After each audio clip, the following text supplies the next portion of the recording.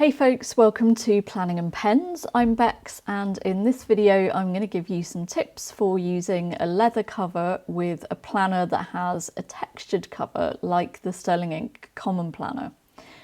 Specifically, this is the Galen Leather B6 Slim Notebook cover. It's a really lovely cover. This is the honey ochre colour, and this particular one has some great character. Love it, but when it first arrived, it wasn't fitting brilliantly.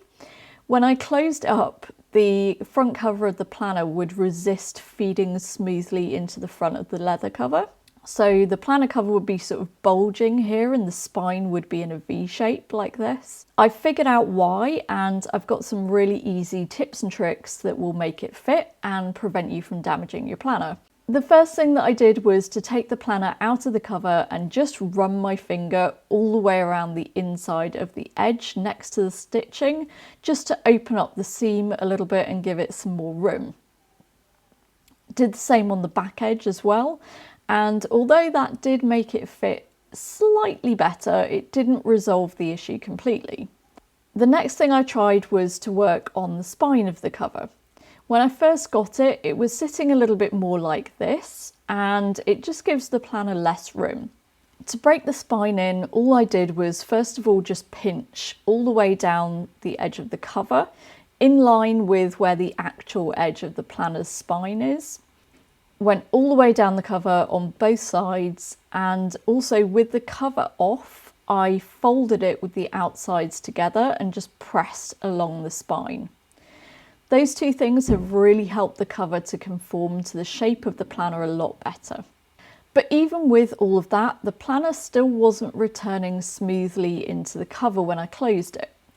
The reason for that is because the inside of the leather cover is the textured sort of flesh side, so the kind of suede side of the leather, and the outside of the planner is also very textured, so there's just too much friction to allow them to slide past each other easily.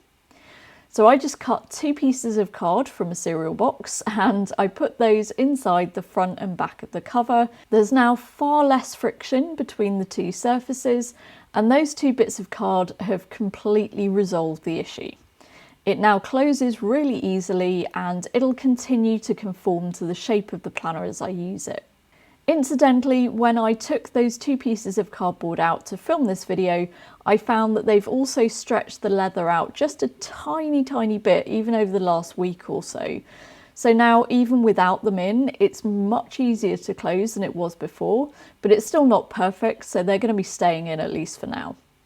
On future versions of the Common Planner, I know that Catherine's making the planner covers out of thicker card, which I think is going to help a fair bit. This is the first video on my new channel, so if you found it useful, hitting the subscribe button would be very much appreciated.